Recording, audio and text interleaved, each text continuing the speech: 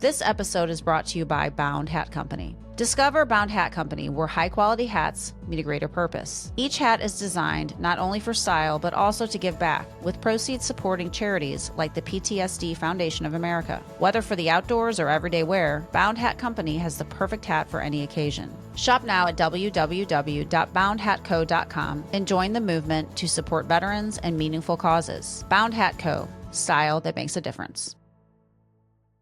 The following podcast discusses sensitive topics. Listener discretion is advised. If you or someone you know is struggling, call or text 988 to reach the Suicide and Crisis Lifeline for 24/7 confidential support. Welcome to Survival in the Trenches, Life Beyond Loss, a podcast where we share the powerful stories of those who have faced extraordinary loss and found the strength to push forward and triumph. These are real journeys of resilience, courage, and hope.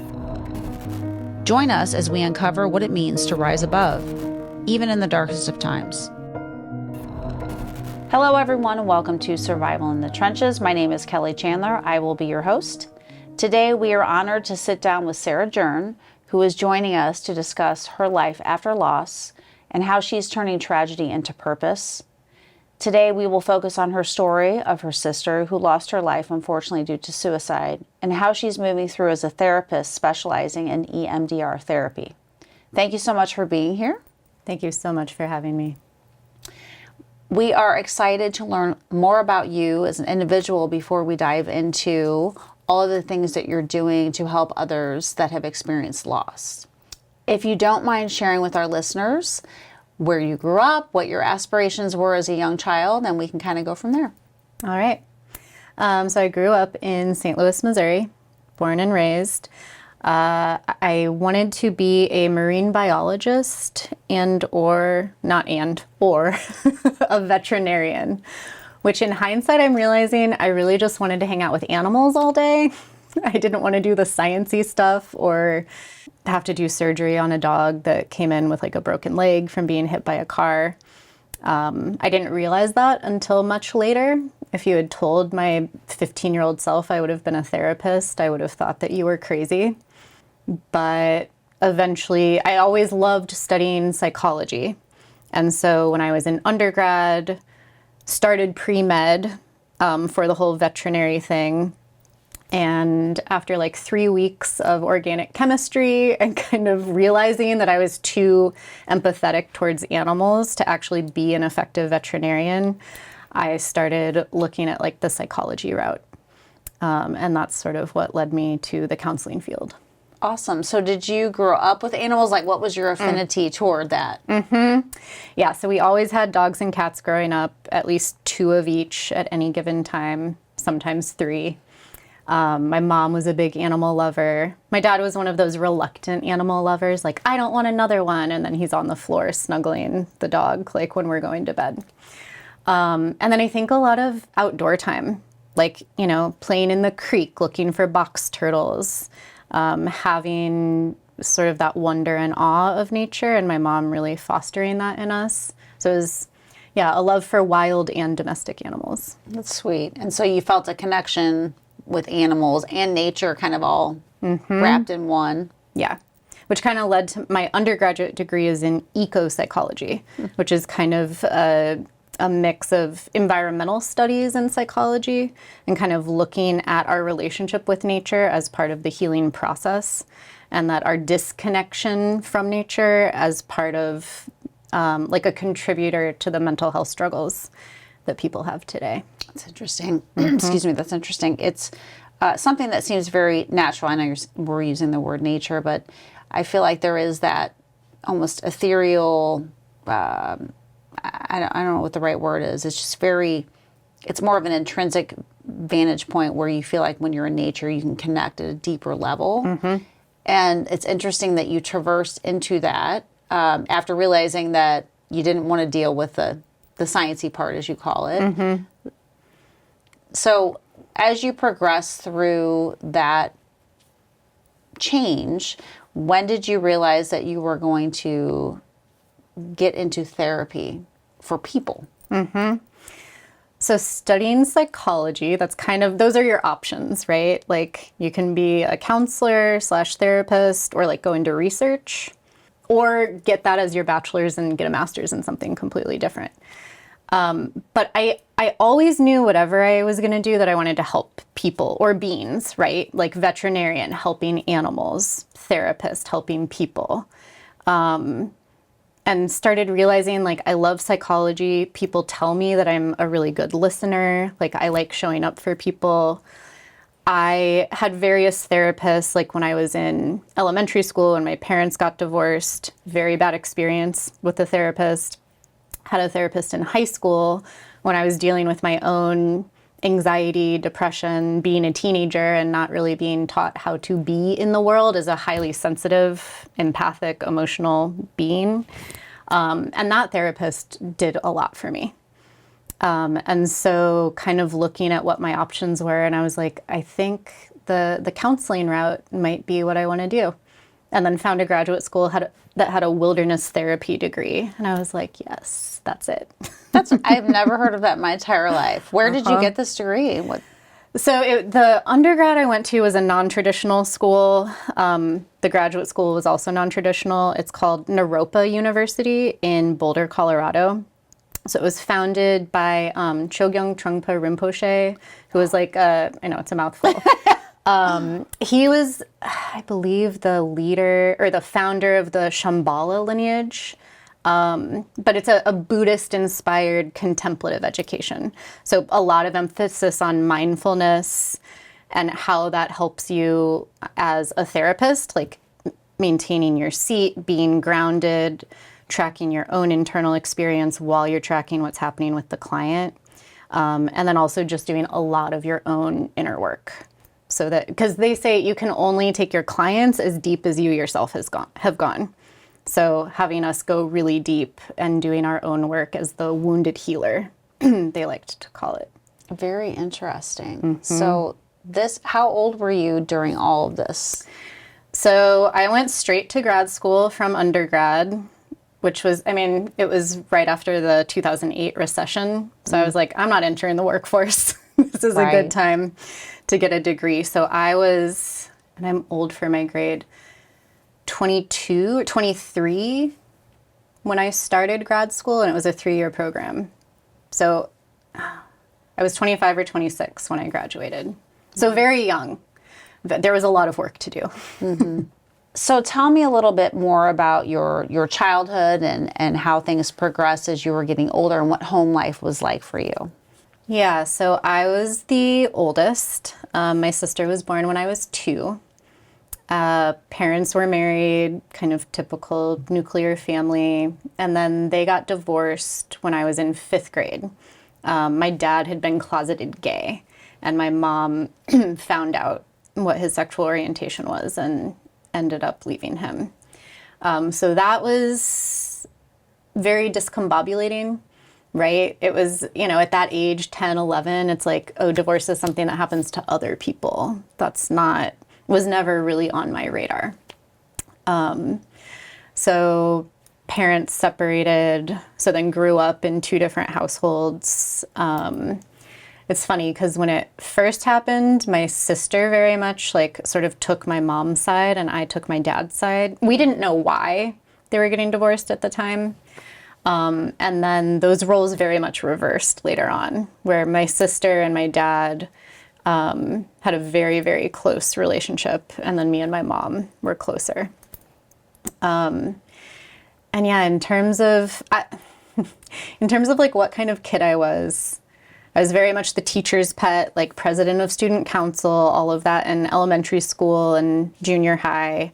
And then high school started kind of rebelling. Typical teenager, but I worked really hard and I played really hard. So I was the straight A student who partied a lot. And then my sister, who was 2 years younger, had kind of come to all of that around the same time, which again, in hindsight, is partially due to her trauma that she experienced in 8th grade, the first time.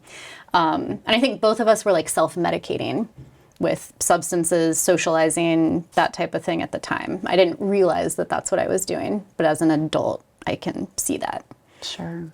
Wow. So you're dealing with two huge changes. So one is divorce, which is traumatic in and of itself, especially at a younger age where it's hard to probably explain that discourse or what have you. And then you're also dealing with your dad coming out saying he is gay. I mean, how did you manage those two different things going on, both of you, your sister and yourself?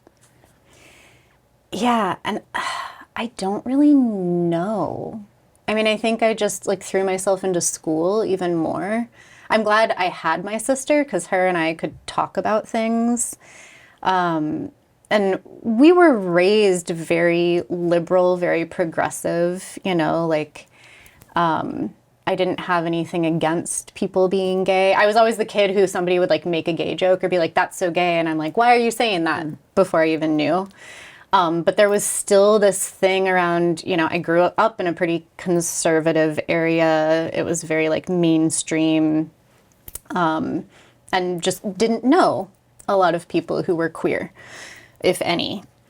And so as I came to learn that that was why, like I started putting two and two together. So my dad didn't come out to us officially until I was a sophomore in high school.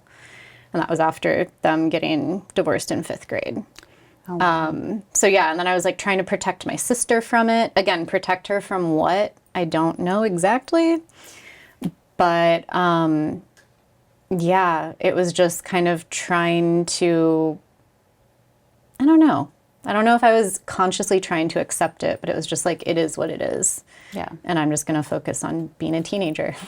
Which is, I mean, that's typically at that age, that's all you're worried about anyway. But I mean, you've got a lot of extraneous things going on and trying to manage different scenarios. So you're saying you were in 5th grade when they got divorced and you didn't even know, or it wasn't officially like explicit. Right. Until you were, that's a big amount of time. And then it's interesting that you're like, okay, that makes sense. Or in your own mind, that made sense. How was your sister doing through all of this during those years?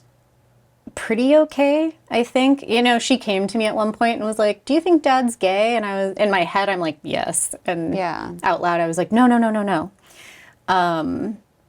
But again, we were kind of like different how we were aligned with our parents, which I think caused some tension. And then as we got older, like in high school, and she started acting out, and she got caught a lot more than I did. And my dad was very hands-off. So then he was wanting me to parent her. And I was like, I'm 17 years old. This is not my job. You chose to have children. Like, I'm not going to decide what her punishment should be. I'm not going to stay home on a Friday night because you grounded her, like, because you want to go out with your friends. So that caused some tension between me and my sister and me and my dad.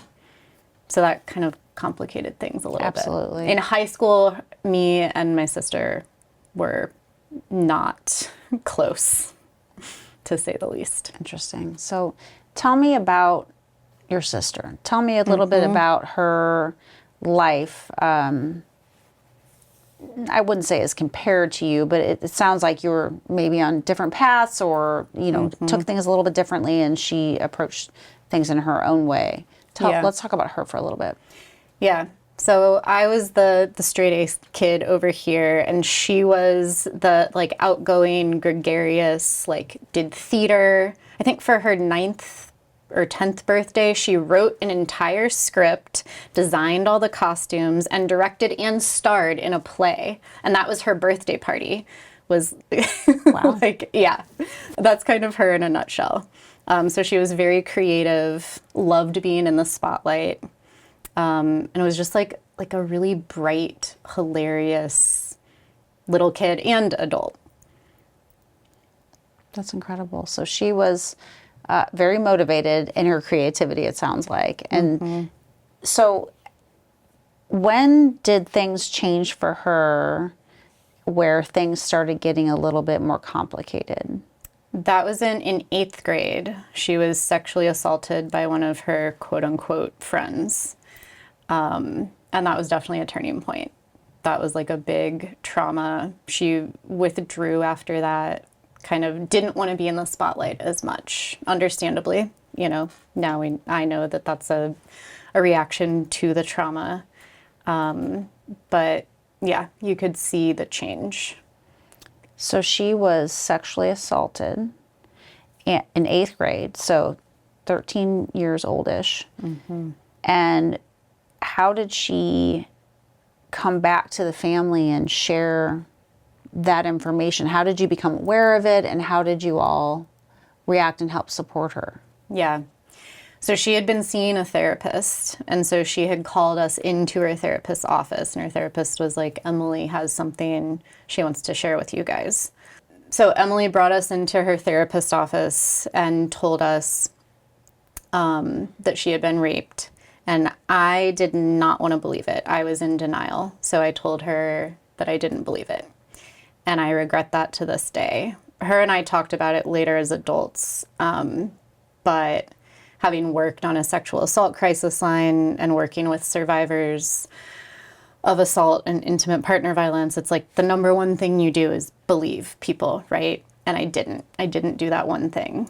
And so that's where I feel like I don't want to say failed her, but I wish if I could go back and do that differently, I would. And how did your parents react? My dad was also in denial. I think it was pretty hard on my mom.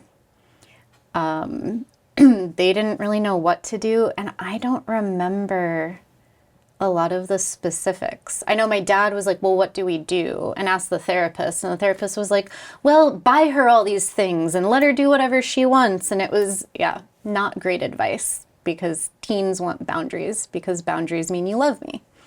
And all the boundaries just kind of went out the window. Wow. So the reaction from the therapist was to just buy her happiness to get her to like avoid facing it, kind of a thing? I don't know. I mean, that's now that I'm a therapist, like knowing there are good therapists out there and there are not so great therapists out there. And this was one that I think was in the not so great category. And so when everyone was aware of the situation and she had some support-ish, and maybe more from the mom, your mom, I mean, versus maybe you and your dad, just accepting that this was true and it was a reality. Is that kind of where it sat for a little bit? I don't know. I think so. And then it was further complicated because the guy who assaulted her died in a car crash, in a drunk driving car crash a few years later. So his face was plastered all over the school. And so that was like re-traumatizing and triggering for my sister. And that's when she came out and told a bunch of her friends, and her friends didn't believe her either. And it was like, don't speak ill of the dead. And oh boy. She went to the school counselor, and the school counselor was like, you're not the only girl who's come forward to tell me that this is an option, or this was an issue, but there's nothing I can do. Like, I want to support these other people in their grief, but then this is impacting the people that he assaulted negatively too. So I think that brought it all back up to the surface. That would have been, I can't remember. No, I was home from college, so that would have been her junior year of high school. So like 3 years later. So she was raped, according to her, in 8th grade. Yeah. And then this person went on to die in a drunk driving accident and was basically grieved, memorialized, what have you, through school. And especially at those younger ages, it's like so shocking when people pass away. So I've been through that, personally in high school, and everyone's so focused on that, but yet she's like, no, this, of course, no one wants anyone to die in a drunk driving accident, but she's thinking this person basically changed the entire trajectory of my life and thinking, and he's being honored over here. Yeah. And she's probably, as you've stated, going through all that trauma all over again, but even worse because it's just constantly in her face. Yep. So how was she acting? Like, how was she behaving and trying to move forward through all that? And I was in college at this point, so I don't know a ton, but what I do know, I mean, she was using a lot of substances. She had been partying a lot, and she had gotten into cocaine. And then one day, she was at her dealer's house, this is my understanding, and he ended up giving her heroin instead, and then she was hooked. Oh, no. And so then she was using heroin a lot because it was an escape. And so she actually ended up doing her senior year of high school at a wilderness therapy rehab to get off of the heroin. Wow. Which was it was not a great program. I mean, I think the intention was good, or when it was founded, it was good, but there were a lot of things about the program itself that were re-traumatizing too, which is not great. I mean, she got clean, but she held a lot of scars from that emotionally as well. So then following her treatment, what happened? How did she reintegrate, and did she show signs of progression after that? I know you said it wasn't a great program, but did you feel like she was on the up and up, if you will, like she was getting better? There were parts of it. So she had gone to, there was like a pre-program before the actual program, and there she really connected with a therapist that she liked a lot, that she stayed in touch with, I think, for years afterwards. And she started to kind of heal. But that was part of the issue. There wasn't a reintegration, right? So she graduated this wilderness therapy program and then went straight to college at CU Boulder, which is like, has a reputation for being a party school. So then she just kind of fell back into it. And it was like, I think whether she's like said this explicitly or not, it was kind of like, well, as long as I'm not doing heroin, it's fine. And so she went there for a year, ended up dropping out, but stayed in Boulder and just kind of kept partying. I don't even know if she was working. Like, my dad was still paying for her apartment and stuff. And then I'm not clear on the timeline of everything. I think she got a DUI and then came back to St. Louis to work for a year or two, like get through the DUI, save money, that type of thing, and then eventually ended up moving back out to Boulder and then ultimately Denver. So it was like she was fits and starts of healing. Like she would go to therapy and then not. I was trying to get her, after I got my graduate degree in counseling and was more immersed in the mental health world, I really wanted her to do EMDR. And she would be like, yeah, I'm going to do EMDR. And she was going to set up a consultation with somebody. And then the next day she'd be like, no, I don't need it. So like a lot of us, there's like, on the good days you feel good, you don't think you need it. And there's an understandable fear and avoidance to facing our demons, even if they're eating us alive from the inside out. Wow. So do you think her struggles stemmed as far back as when you all were little and you went through the divorce period? Or do you think it was more of the 8th grade experience that she went through, or a combination? I mean, it's hard to probably pinpoint, or does it build? I mean, how do you assess that as someone that's a therapist? Yeah. I don't know. But I think if I'm thinking about just objective facts, right, and observing her, that we were both like relatively okay after the divorce. Like, I mean, divorces are hard and kids are so much more resilient than we give them credit for. Adults are too. But being able to see the marked difference with the sexual assault in 8th grade, to me, that seems like more of the turning point. Sure. Which is understandable. It's a direct experience versus something on the periphery. So that makes sense to me. And it sounds like she tried, she did some different things, but then, hey, I'm okay, I'm not okay. Like you said, good days and bad days. Mm-hmm. And I'm sure it was hard for you, having your background, being a therapist, exploring the mental health field and trying to help your sister. Yeah. So where are we now in the story? Like, how was she doing, and what was the next phase for you guys at that point? Yeah. So she was back in school getting her art history degree. She wanted to eventually be a museum curator. And her and I ended up moving in together in Denver. And we lived together for like, was it a year and a half? And she had just started partying a lot again. She was very into the music scene in Denver, which I get. I think with my own experience with live music and everything now, and community and all of that, I think that the impulse towards that was really healthy in a lot of ways, and the way that like music can be healing, like there's music therapy, all of that. But the way that crowd kind of went about attending concerts and what they did at concerts and all of that wasn't great. And so with the level that she was partying and everything, it ended up being kind of dangerous.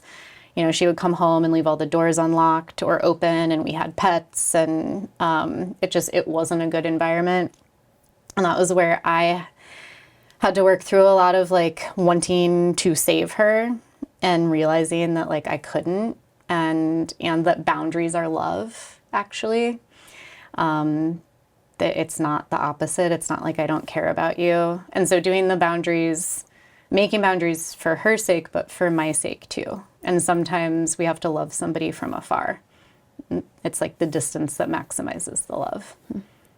So that was another kind of big turning point. And she had come over after she moved out one day to use the internet, and we ended up getting in an argument, and she left and had been drinking and got a DUI. And then that was kind of a downward trajectory of, it's a long story, but the judge had lost her son to a drunk driver, the judge that oversaw DUI court in this county in Colorado. And so kind of had it out for everybody. So she just like threw the book at anyone and everyone. And my sister ended up going to jail for 7 months for violating her probation for like a completely BS reason. And I don't know what all happened in there or what was going on. She also was dating a guy who was not healthy at the time. He has since also taken his own life. But so she got out of jail in July of 2019 and then killed herself in October of 2019. So yeah, and her and I were loosely in communication at that point. Like I wrote her when she was in jail. I had seen her once in person, and we would text every now and then. But I don't know a lot of what was going on with her at that point, since we weren't really in that much contact. I'm very sorry to hear that. Obviously, our condolences for your loss, and I'm sure your mind at the time was lost in the sense of you didn't kind of know where she was or what she was doing. It sounds like there was a lot of space there. What about your parents? Were they involved? Were they trying to help her during this phase? Yeah. Yeah. I mean, they did video calls with her. My mom was trying to get her into therapy, like consistent therapy, for a long time. I think she was required to go to therapy as part of probation, but I know my mom asked her at one point, like, well, so have you worked through some of the trauma? Because after the sexual assault in 8th grade, she was assaulted at least 2 other times as a teen and or adult. It might be 3. But when she asked Emily about it, when my mom asked Emily, have you worked through some of that stuff? She was like, I don't talk about that in therapy. And so, yeah, it was still the unresolved trauma. So she was going to therapy, but just for stuff that obviously was on the periphery. It wasn't the root cause of things that were probably getting to her mentally. Yeah. It sounds like. And from the time she got out of jail to the time that she took her life, were there signs that you thought this was going to happen? Or was that ever a threat in your mind? Like yes and no. I mean, she had attempted suicide for the first time, I think shortly after the assault in 8th grade, and had a few attempts at least that seemed like cries for help, very much so. And, she would go to treatment. She was still seeing the therapist, who wasn't that great at that point. And there were times that she would threaten suicide or say that she just wanted it all to end. And so, I mean, it's like it wasn't a complete surprise, and it also was, because she had such a bright personality. We're all complex, multifaceted humans, right? But everybody who met Emily was it's all the cliches, right? She lights up her room. Everyone was always excited to see her. She had so much love to give, and she gave so much love to everybody else and had a really hard time giving it back to herself. Yeah, I would agree with that. Yeah. I think it's easier to project it sometimes than it is to be more introspective with some of that. Yeah. So how did you find out when this happened? Yeah, I had just gotten back from a whirlwind wedding season. I had been in California for a wedding, and then stayed longer to visit with a friend, came back, had gotten sick, and it was a Wednesday, I believe. So I had gotten back on Monday, and no, it was a weekend. Sorry, that part doesn't matter. I woke up to a call from my mom, and she was crying, and she said, Emily's dead. And I had just woken up. So it's one of those things where, I think even if you've been awake for hours, it's your brain's trying to compute. It's wait, what? Wait, what's happening? And then my dad got on the phone, and I think there were police in the background. I don't remember what all was said, but it's one of those that's burned in my mind, right? I can see myself sitting up in my bed. I can see my bedroom.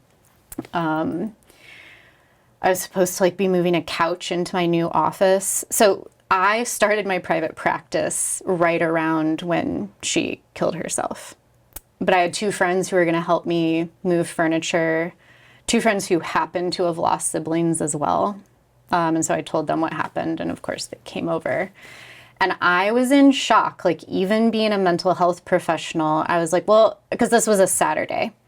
I was I'm gonna go to work on Monday, I'll check in on my parents, And one of my dear friends who I had known since college, she was no, we're gonna look at flights. You're gonna go home. You need to be with your parents. You're not going to work on Monday. You're gonna call work and tell them you're taking bereavement leave. I was okay.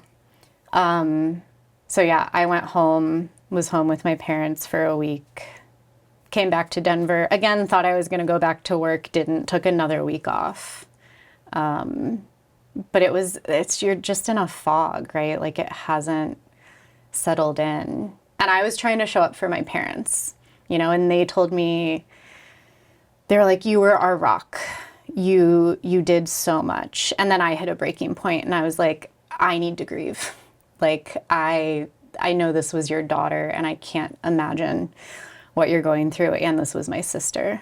I need to go do my thing. And my therapist was on maternity leave, of course. So I, contacted her. She got me in touch with a grief counselor.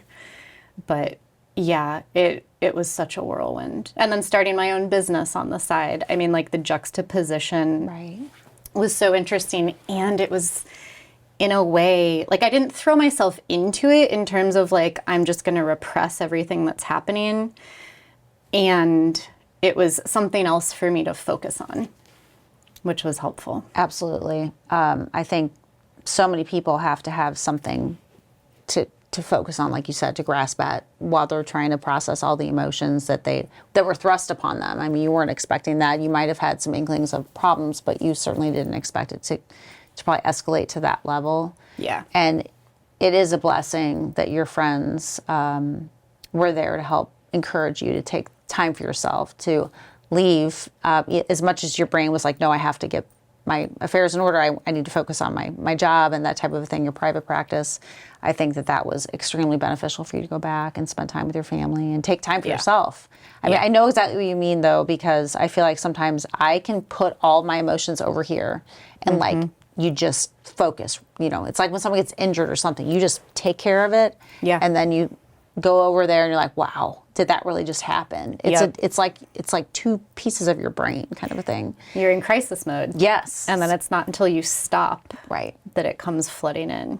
And then we all stopped in a big way because then the pandemic hit 5 months later. Boy. So, yeah. Interesting timing. Yeah, and the juxtaposition between you being a therapist trying to help others and then you're dealing with all this mental trauma, if you will, on your own. So how do you balance that and be there for people, you know, to help them through these problems? So that's you're dealt with two different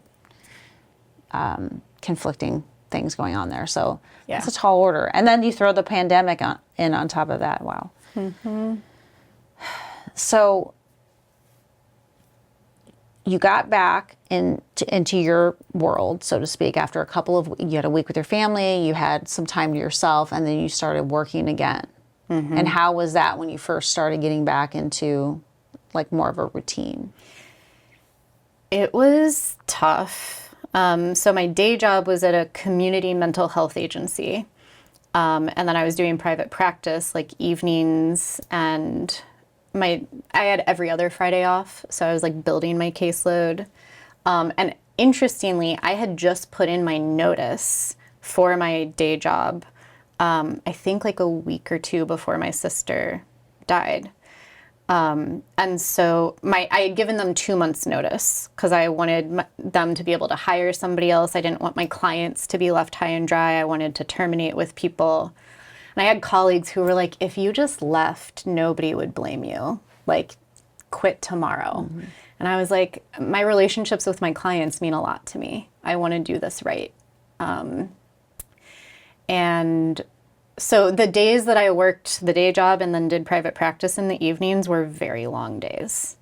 And then I had adopted my sister's dog. So I was going home at lunch to take her out. She was diagnosed with cancer right after, died a month and 3 days after my sister died. And one of those things, like they were so bonded, like they were meant to be together. But that was another grief and trauma on top of everything else. So yeah, it was tough. And I had people who really showed up for me. I mean, even my therapist who was on maternity leave, like when it first happened, spent close to an hour on the phone with me, which she did not have to do. Again, got me connected with a grief counselor. And I saw my community show up in a way that I didn't realize, like how I don't know how to say it, like how loved I was, how supported I was. And it sucks to have to go through something like this to realize that. But I just have like deep wells of gratitude for family, friends, coworkers, like people who really, really showed up, checked in on me. That's what helped me get through it. Absolutely. Community, just feeling that sense of you're being wrapped around something. You know, your arms or someone's wrapping their arms around you, taking care of you, and it sounds like you had that from multiple angles, personally and professionally. So yeah, that's awesome. Now, how did EMDR come into play for you, and how did you get into this practice? Did you do it yourself and then like as part of your therapy, and that's how you got into this and translated it into your profession? So yes, the therapist that I saw in high school did a version of EMDR with me. In hindsight, it didn't work exactly the way it was supposed to. I think because she was doing the protocol a little bit different, and I don't think we had identified the correct targets. And that's something I can get in a little bit more later. But having the right target of what you're actually processing can be really important, because sometimes you're on like the superficial layer and we want to get to the core of it. So I had experienced it, but it hadn't been super effective for me. But I didn't know that that's, like, I don't think she ever used the words EMDR. I'm not sure. But then when I was in graduate school, EMDR was like all the rage, right? That's what people wanted to get trained in, because it was this like newer, it started in the 90s. But but evidence-based practice. So meaning it's backed up with a lot of research. And I wanted to get EMDR trained, but working for a nonprofit in community mental health didn't have a lot of time or money to do that. And then they ended up, it was like, I worked at the nonprofit for 6 years. And so I think it was about 4 years into it, they were going to offer the training through that agency. So I jumped on it. I applied. You had to be, approved by your supervisor and yada, yada. But so they trained me. And then I also got the certification. Some people do the training and don't go on to be certified, which is just another level. It's, you have to have supervision, do a certain amount of sessions, consultations, that type of thing. But, I've always wanted to work with trauma, which is very broad, right? That can mean all sorts of things. So assault, car accidents, veterans, childhood trauma, what we call the little T traumas that build up over time, right? It's not this single big incident, but, emotional abuse or neglect as a kid. These things that happen in childhood that shape us in adulthood. And then EMDR was this tool to get at the root of all of it. And so I started the EMDR training in, I think it was July of 2017 or April of sometime in 2017. So for those who are listening, explain first of all, what it means and what it's all about. I had never heard about EMDR until a couple of women who we've interviewed mentioned it as being very beneficial for them. So we started researching it more, and it's very interesting. So if you could just give more of the background, what it stands for, and let us know, how it's been a part of your journey. Yeah. So even the acronym EMDR is kind of a mouthful, but it stands for eye movement desensitization and reprocessing. So it was originally founded by Francine Shapiro. She was, I think, getting her doctoral degree in psychology, but she had some sort of distressing event happen and took a walk and noticed she was scanning the horizon. So kind of moving her eyes back and forth as she was taking this walk, and realized she felt better afterwards. And then she was like, maybe there's something to this, and ended up researching it. I think she did her dissertation on it. And they found that something about the eye movements, it's what they call bilateral stimulation of the brain. So you're stimulating the left side and then the right side, the left side and then the right side alternately, which that can be done with eye movements. It can be done with auditory tones. So just tones that alternate in each ear, or what we call tactile buzzers. So there's, little pods that you hold that alternately buzz. And they're not entirely sure why it works, but that re-encodes the traumatic memory in the brain in sort of a healthy adaptive way. So traumatic memories get trapped in the brain differently than a regular memory. That's why we can develop PTSD, right? It's kind of frozen in space and time. And so then we have these triggers, right? And the way the EMDR transforms it and re-encodes it, it doesn't get rid of the memory. It's not like Men in Black flashing a little light and you forget everything. But it's you can remember a memory and tell somebody about it the way that I'm talking to you right now, versus having it be this really activating, distressing type thing. And you can they do functional MRIs of the brain, and there are certain parts of the brain that light up that are an indication of trauma.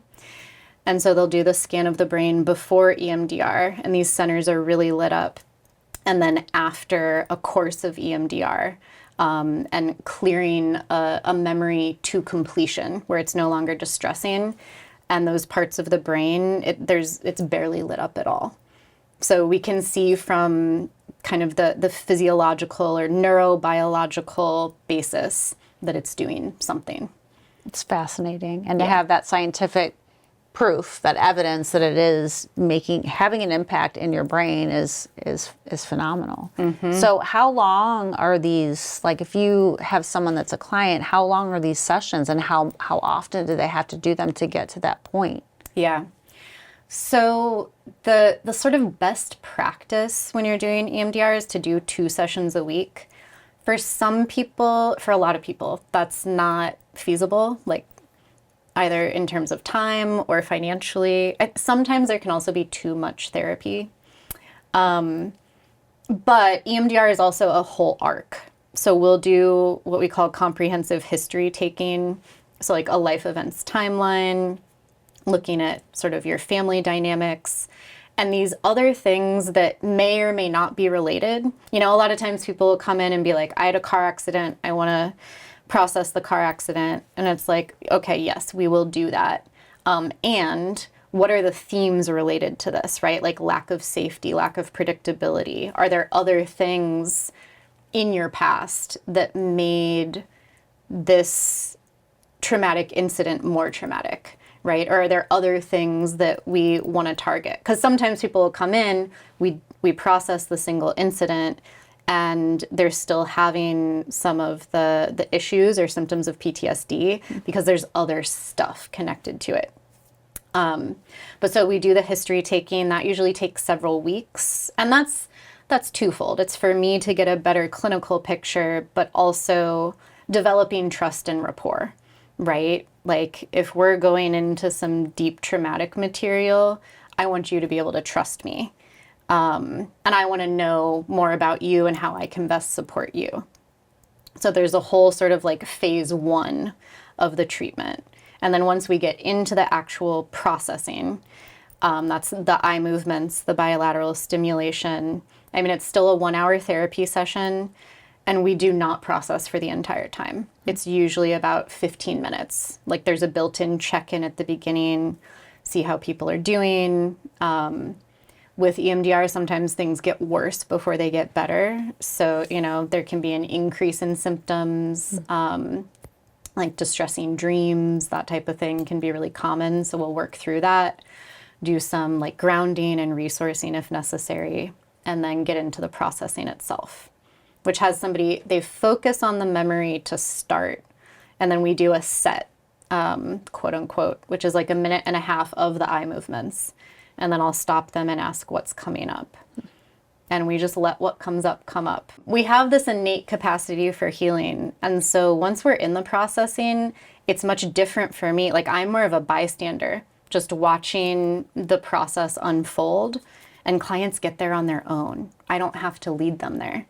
And so EMDR is a lot more effective and efficient than talk therapy. We can do in a few months with EMDR what would probably take years to do in talk therapy. And again, EMDR gets at the root rather than just symptom management. It's like we're getting rid of the symptoms instead of just trying to get through them each day. Yeah, you're getting to the root of the problem. And how do you figure out if it is the eye movement, or you use the tactile or something different? How do you determine that?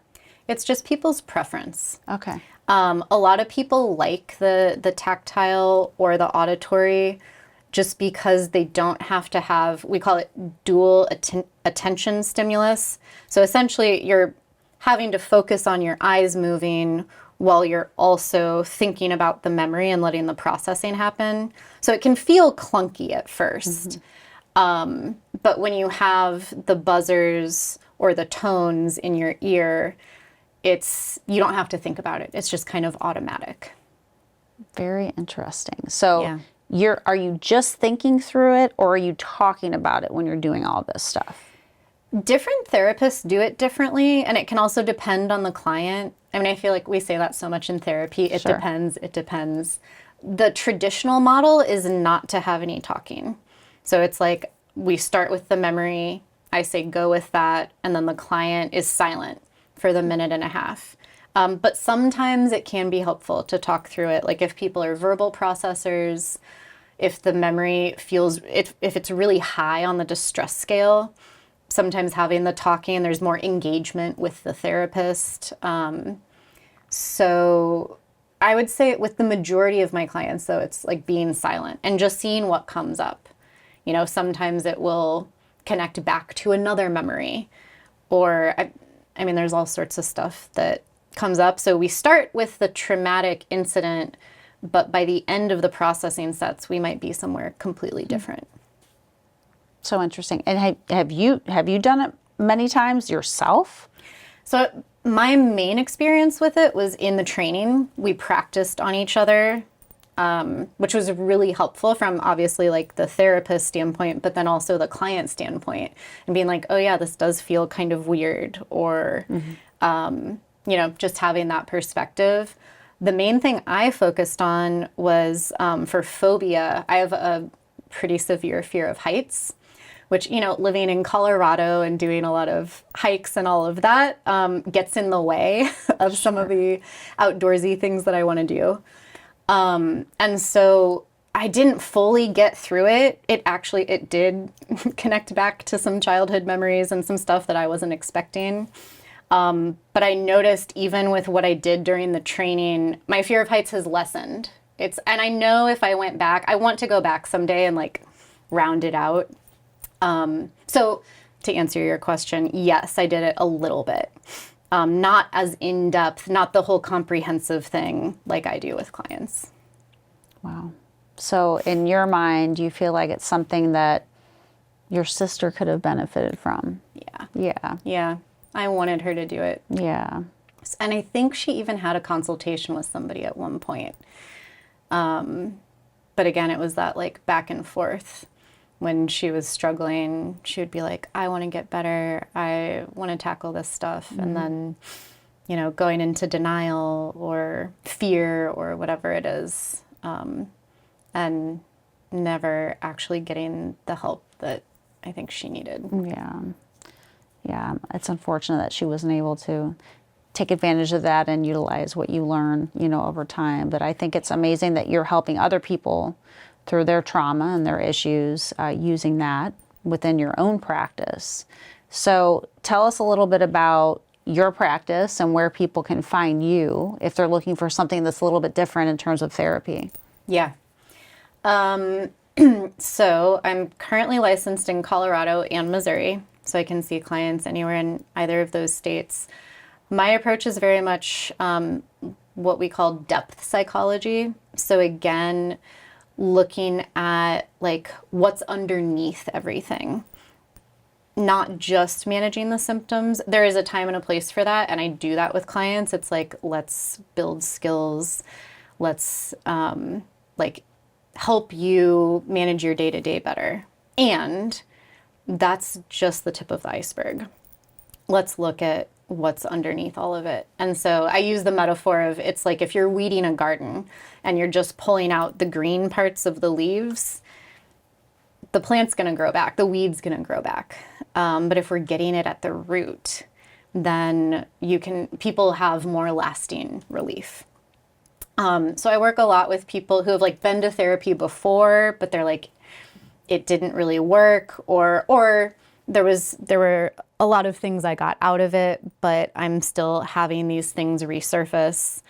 I work a lot with trauma. Again, that's such a broad umbrella, but everything from like assaults to veterans to car accidents. I do a lot with like childhood trauma, or what we call negative adverse experiences. And that's an interesting one, because as an adult, we might look back on something as a kid that seems so trivial to our adult brain. You know, when we're like really digging into an issue, I'll have ask a client, what's your earliest memory of another time you felt like this? That's an EMDR technique called a float back. And then they'll float back to this seemingly mundane situation. And they're like, but that was stupid. That was, you know, my mom was a single parent and doing the best she could. And I'm like, absolutely, we can honor that all day long. And like, your 5-year-old self felt abandoned in that moment. And so that's the idea of getting at the core of it. So can you give us some examples of circumstances or clients that you've had that have maybe come in to see you thinking that they're going to focus on one traumatic event, and then it's turned into something so much bigger or different? Yeah. There's one I'm thinking of. It was like a car accident, and then fear of flying was the presenting problem. And this is where I like doing what I call peeling the onion. It's like getting at the layers underneath it. So it's looking at like, okay, with the fear of flying, how is that connected to the automobile accident, obviously? But like asking, well, so why are you afraid of flying? What's the worst thing that could happen? And it's like, okay, the plane could go down. Okay, what's the worst thing about the plane going down? Well, I would die. Usually we would stop there, right? Like death is the worst thing. But then you ask, what's the worst thing about you dying? And with one client, it was like, well, if I died, my friends and family would have to go into my house and clean it out, and they would realize I was a hoarder. And so fear of flying actually had nothing to do with airplanes or anything. It had to do with fear of judgment. So then looking at, well, where does that fear of judgment stem from? Which we all have to a certain degree in our society. But, then looking at like incidents of bullying as a kid or different experiences like that. So that's where it like fills out, right? And that's why it's so helpful to get the comprehensive history and everything before we just dive into processing. Very interesting. And I can see where one thing leads to another. And I love that you are you're trying to get to the exact root of the cause, because that's where everything manifests from. And if you don't attack that, you're never going to solve everything that happens, on the outside. So Yeah. it's pretty fascinating. And do you find that most people have been through traditional therapy and then they try talking to someone like you that has these other non-traditional options? A lot of times, yes. People will have been to talk therapy, and like I do a lot of talk therapy too. It can be really helpful. But with some of this stuff, and again, sometimes it's not even the modality. It's just like we weren't focusing on the actual issue that's contributing to this. So I have a lot of clients who have been in therapy before, and so they come with a lot of really great tools, which is awesome. And people who haven't been. I do a lot of work with like resourcing and teaching skills and that type of thing, so that we're not just, digging into a trauma and then leaving people raw and wide open. We contain it, we do grounding. And those are just good skills to have as a human too. Sure. So for someone who doesn't have a lot of experience or background in this, do you, as just a normal person with insurance, are you able to choose this as a therapy before? There's no like step therapy. Can you go, like you were saying, you go directly into it if that's something that's interesting to you? Yeah, you can go directly into it. For people wanting insurance to cover it, if your insurance covers behavioral health, that's usually what they call it in the insurance world, mental health, what have you, EMDR would be covered because it's an evidence-based practice. So your insurance says, yes, I'll pay for therapy. It's kind of at the discernment of the therapist what modality they're using. Interesting. And so you said it started in the 90s? Or that's when it got popular? Or is that when it started? That's when it started. Okay. I think Francine Shapiro published her first paper maybe in '89.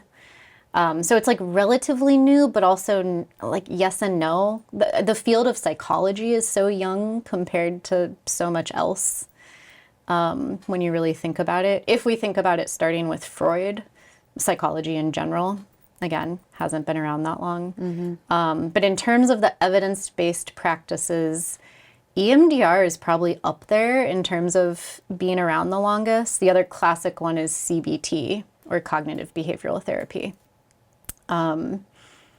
But yeah, if it's been around since the 90s, 30 something years at this point? It's young, Yeah. for sure. Yeah.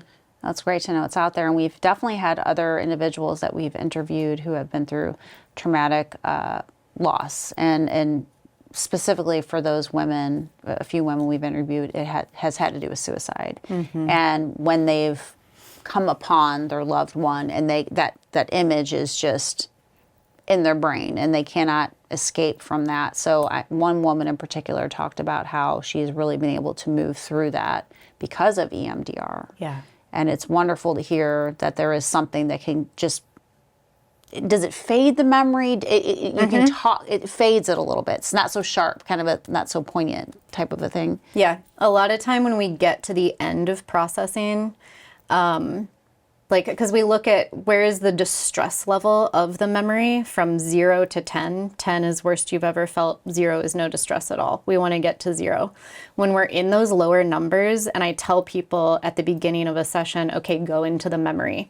9 times out of 10, they're like, it's really foggy. It seems far away. It's like I'm watching it from above.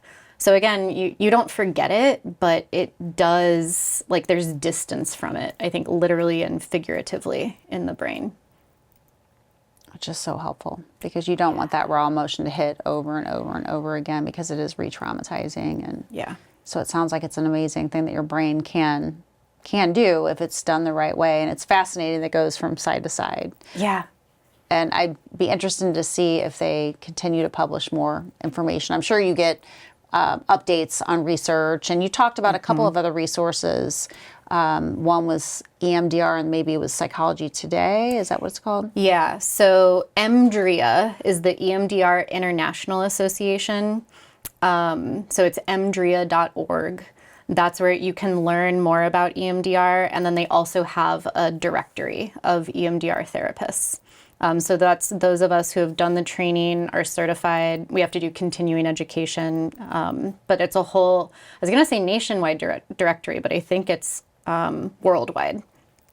And then Psychology Today is an awesome resource for finding a therapist anywhere. You can filter by insurance, you can filter by modality. So like I want to find an EMDR therapist who takes Cigna in St. Louis or in the state of Missouri. And I tell people, do consultations. Like, it's like interviewing, it's like dating, like seeing who feels like a good fit, because having a good fit is super important. Because if you don't trust me, there's like, that's so important for the container and for the healing to happen. Absolutely. There's no way you're going to just, spill your guts, so to speak, to someone you don't feel like you can do that with. It's vital. Like you said, it's like dating. It's like something, you have to have that good connection before you're going to take that next step. So that makes total sense. And those are great resources. Yeah. And the consultations are almost always free. It's usually like a free 20 to 30 minute phone consultation if we feel like we vibe and what I offer aligns with what the client is looking for, then we'll move forward with an intake. But yeah, I tell people do a few consultations at the very least. And that's great advice, because I know we've had some challenges with one of our sons in certain areas, and you're just referred to people. Yep. You get a list and you call, and if they're covered, whatever. But it really is important because you're trusting them with your most, private information, that just your core. And I feel like that's just amazing advice, because you just feel like you're handed a piece of paper and there's no background check, so to speak. You want to make sure that you have that good fit. So yeah, very valuable information. So oftentimes when people go through a traumatic experience and they start their grieving process, they'll go through traditional medicine. So what is your opinion on that route versus more of the therapeutic, natural route? Yeah. So what I believe is also backed by a lot of scientific evidence, which is that the best outcomes are actually with medication and therapy.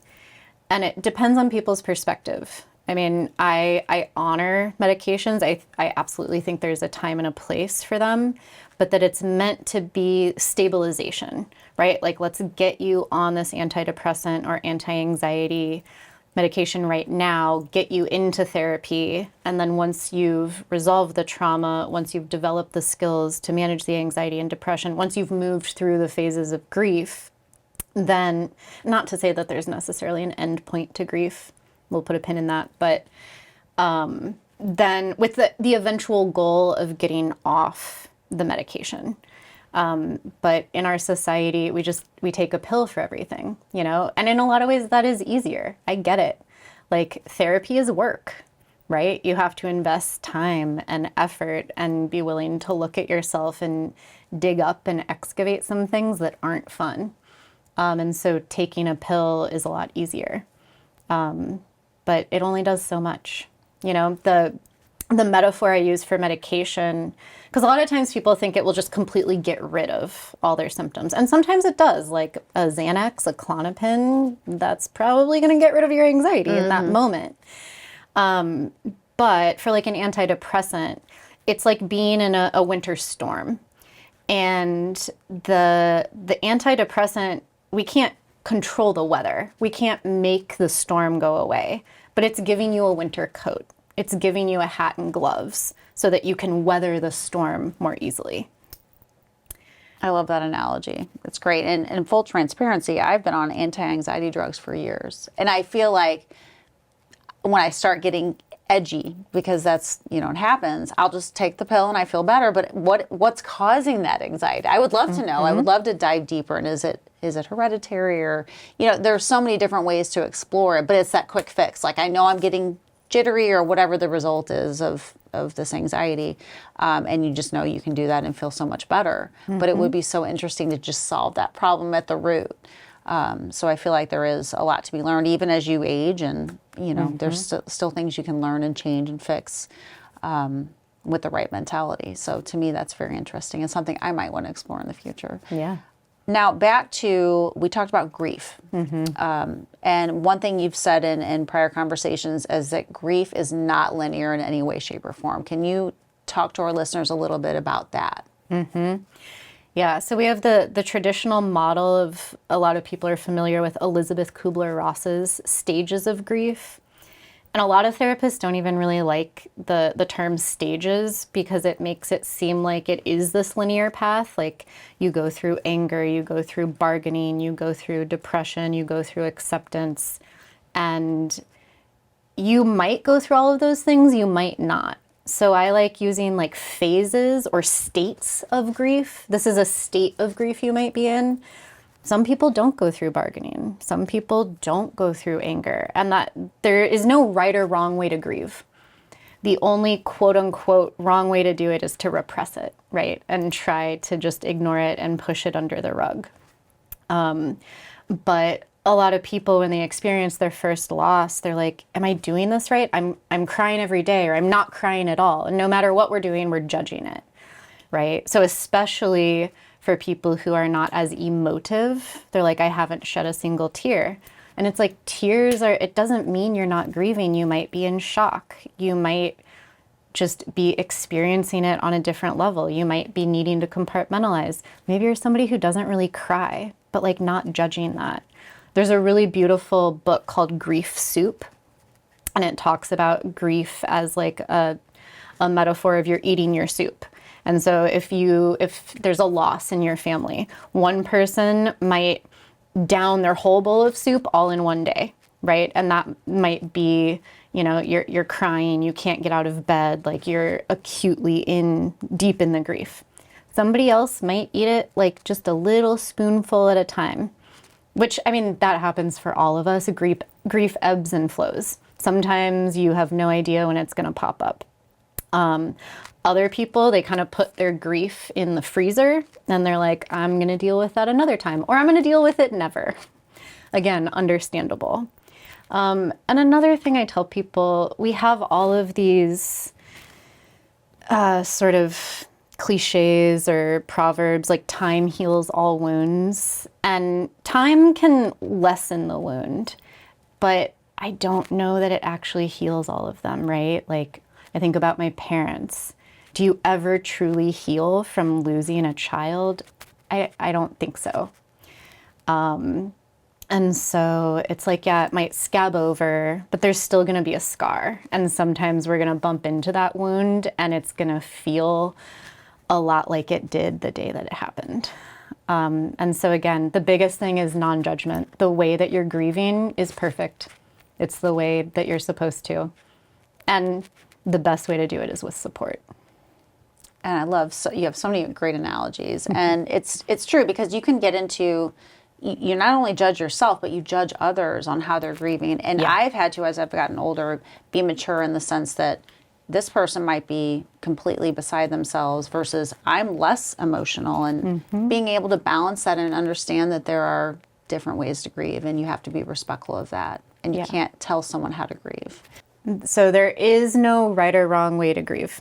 The way that people are grieving is perfect. That's the way that they're meant to. And I just say the best way is through support.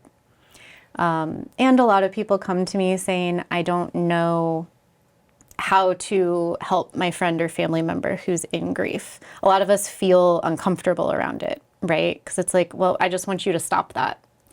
And we, a lot of times I think, can be really distant, because it's like, well, I don't know what to do, so I'm just not going to do anything. And so I just say, like, ask, what do you need? And I'll say, if you don't know what you need, that's okay too.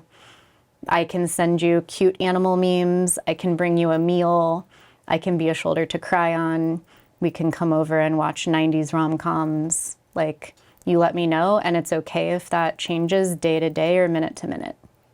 I love that. That's a great, and I'm going to use that going forward, because, you know, there is that awkwardness of you don't know how they're assessing this, and you might have a completely different vantage point in the way you deal with grief. But I love that you gave all those examples of these are maybe different ways we can attack this together, and make you more comfortable, but that you're open to any one of those. It's not like one's better than another. So I really appreciate that advice, and I think people should take that to heart and just approach people vulnerably and let them kind of express how they want to move forward and how you can help them. So is there anything else that you'd like to cover today, or feel like you'd like to share with the listeners with regard to what you're doing, or any other suggestions in getting through some of those traumatic events in life? Yeah, biggest thing, everyone can benefit from therapy, whether you're currently struggling or not. I'm a big fan of like positive psychology, meaning if we're not triaging crisis, how can we go deeper? If you feel like you're doing pretty well, how can you be an even more like actualized best version of yourself? And if you are in crisis, let's tend to that. People can find me at wildsagecounseling.com. So that's my business is called Wild Sage Counseling. And if people want to connect with me, they can book a consultation that way, learn more about me. That's the only thing in addition to the EMDR website and then Psychology Today. That's great. I love the name. It sounds very ethereal, or like Colorado-based, kind of. You know what I mean? Out in the wilderness, back to the wilderness roots. So a very nice name, and we appreciate all of the incredible information. And I know you've been through a lot, and you've also been on the flip side of helping others. So it's a tremendous progression of your own personal journey, and it means a lot to the people listening and looking for ways to manage their grief and move forward. So thank you so much for your time, and we look forward to sharing it with our listeners. Thank you for having me, and thank you for sharing these stories. It means a lot. You've been listening to Life Beyond Loss, a podcast from Survival in the Trenches. If you'd like to get involved and help those struggling to cope with personal loss, visit us at our website, survivalitt.com, and follow us on social media. Don't forget to subscribe and share this podcast so we can continue to grow and reach more people in need. Together, we can make a difference.